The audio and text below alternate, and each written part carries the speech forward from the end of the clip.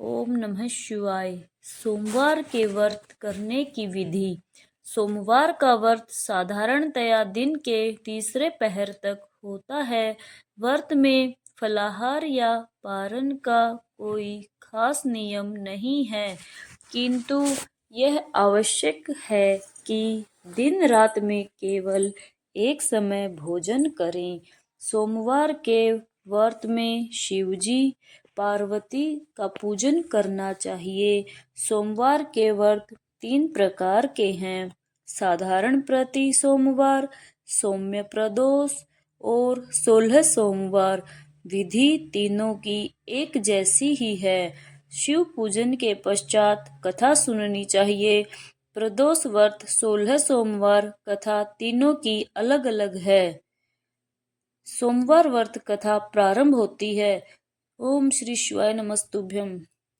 एक बहुत धनवान साहूकार था, जिसके घर धन आदि किसी प्रकार की कमी नहीं थी, परंतु उसको एक दुख था कि उसके कोई पुत्र नहीं था।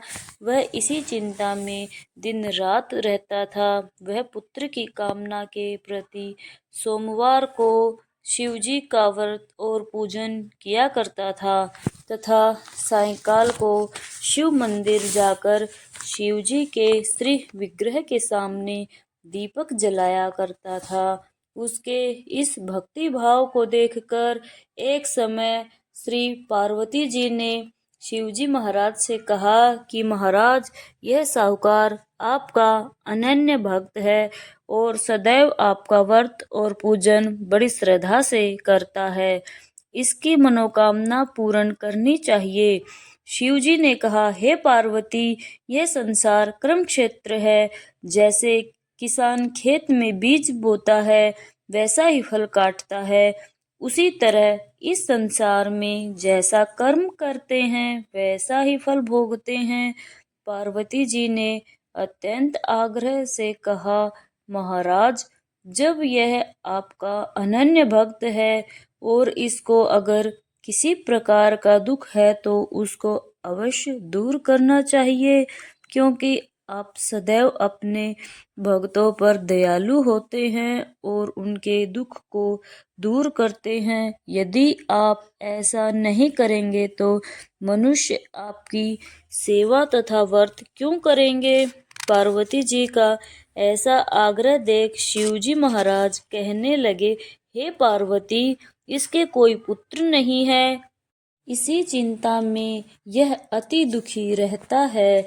इसके भाग्य में पुत्र न होने पर भी इसको पुत्र की प्राप्ति का वर देता हूँ, परंतु यह पुत्र केवल 12 वर्ष तक जीवित रहेगा। इसके पश्चात वह मृत्यु को प्राप्त हो जाएगा। इससे अधिक मैं और कुछ इसके लिए नहीं कर सकता। यह सब बातें साहूकार सुन रहा था। इससे उसको न कुछ प्रसन्नता हुई और न ही कुछ दुख हुआ। वह पहले जैसा ही शिवजी महाराज का व्रत और पूजन करता रहा। कुछ काल व्यतीत हो जाने पर साहूकार की स्त्री गर्भवती हुई और 10वें महीने उसके गर्भ से अति सुंदर पुत्र की प्राप्ति हुई।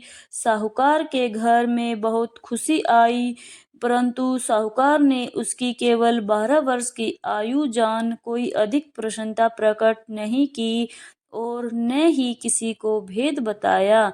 जब वह बालक 11 वर्ष का हो गया तो उस बालक की माता ने उसके पिता से विवाह आदि के लिए कहा, तो वह साहूकार कहने लगा कि मैं अभी इसका विवाह नहीं करूंगा, अपने पुत्र को काशी जी पढ़ने के लिए भेजूंगा।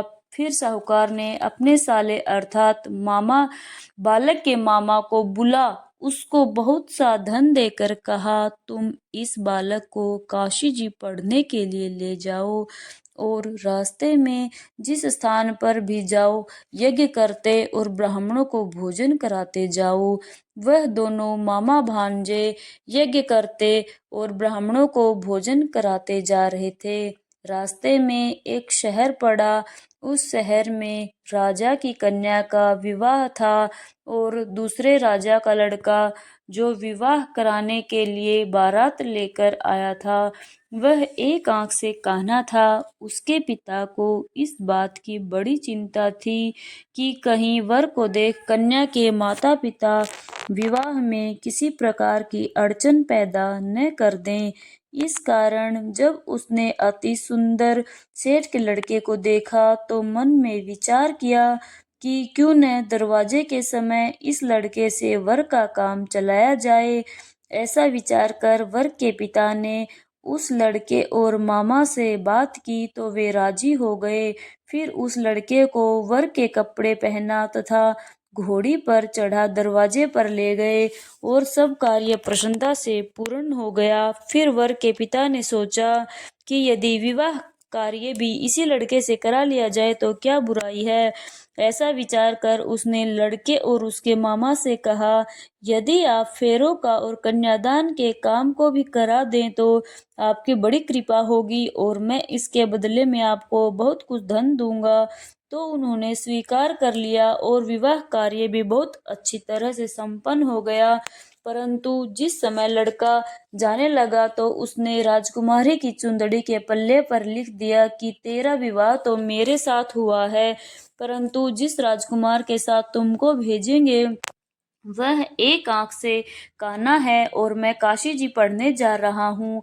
लड़के के जाने के पश्चात उस राजकुमारी ने जब अपनी चुंदड़ी पर ऐसा लिखा हुआ पाया तो उसने राजकुमार के साथ जाने से मना कर दिया और कहा कि यह मेरा पति नहीं है, मेरा विवाह इसके साथ नहीं हुआ है, वह तो काशी जी पढ़ने गया है। राजकुमारी के माता पिता ने अपनी कन्या को विदा नहीं किया और बारात वापस चली गई। उधर सेठ का लड़का और उसका मामा काशी जी पहुंच गए। वहां जाकर उन्होंने यज्ञ करना और लड़के ने पढ़ना शुरू कर दिया। जब लड़के की आयु 12 साल की हो गई, उस दिन उन्होंने यज्ञ रचा रखा था कि लड़के ने अपने मामा से कहा, मामा जी आज मेरी तबीयत कुछ ठीक नहीं है। मामा ने कहा अंदर जाकर सो जाओ। लड़का अंदर जाकर सो गया और थोड़ी देर में उसके प्राण निकल गए। जब उसके मामा ने आकर देखा तो वह मुर्दा पड़ा है तो उसको बड़ा दुख हुआ और उसने सोचा कि अगर मैं अभी रोना पीटना मचा दूंगा तो यज्ञ का कार्य अधूरा रह जाएगा। अतः उसने जल्दी से यज्ञ का कार्य समाप्त कर ब्राह्मणों के जाने के बाद रोना पीटना आरंभ कर दिया। संयोगवश उसी समय शिव पार्वती जी उधर से जा रहे थे। जब उन्होंने जोर जोर से रोने की आवाज सुनी तो पार्वती जी कहने लगी, महाराज कोई दुखिया रो रहा है, इसके कष्ट को दूर कीजिए। जब शिव पार्वती ने पास जाकर देखा तो वहां एक लड़का मुर्दा पड़ा था। पार्वती जी कहने लगी, महाराज यह तो उसी सेठ का लड़का है जो आपके वरदान से हुआ था। शिव जी कहने लगे, हे पार्वती इसकी आयु इतनी ही थी सो यह भोग चुका। तब पार्वती जी ने कहा, हे महाराज इस बालक को और आयु दो, नहीं तो इसके माता पिता तड़प तड़प कर मर जाएंगे। पार्वती जी के बार बार आग्रह करने पर शिवजी ने उसको जीवन वरदान दिया और शिवजी महाराज की कृपा से लड़का जीवित हो गया। शिव पार्वती जी कैलाश चले गए। तब वह लड़का और मामा उसी प्रकार यज्ञ करते तथा ब्राह्मणों को भोजन कराते अपने घर की ओर चल पड़े। रास्ते में उसी शहर में आए जहां उसका विवाह हुआ था। वहां पर आकर उन्होंने यज्ञ आरंभ कर दिया तो उस लड़के के ससुर ने उसको पहचान लिया और अपने महल में ले जाकर उसकी बड़ी खातिर की, साथ ही बहुत दास दासियों सहित आदर पूर्वक लड़की और जमाई को विदा किया। जब वह अपने शहर के निकट आए तो मामा ने कहा, मैं पहले तुम्हारे घर जाकर खबर कर आता हूँ। जब उस लड़के का मामा घर पहुंचा तो लड़के के माता पिता घर की छत पर बैठे थे और यह प्रण कर रखा था कि यदि हमारा पुत्र सकुशल लौट आया तो हम राजी खुशी नीचे आ जाएंगे, नहीं तो छत से गिरकर अपने प्राण खो देंगे। इतने में उस लड़के के मामा ने आकर यह समाचार दिया कि आपका पुत्र आ गया है। तो उनको विश्वास नहीं आया। तब उसके मामा ने शपथपूर्वक कहा कि आपका पुत्र अपनी स्त्री के साथ बहुत सारा धन लेकर आया है। तो सेठ ने आनंद के साथ उसका स्वागत किया और बड़ी प्रसन्नता के साथ रहने लगे।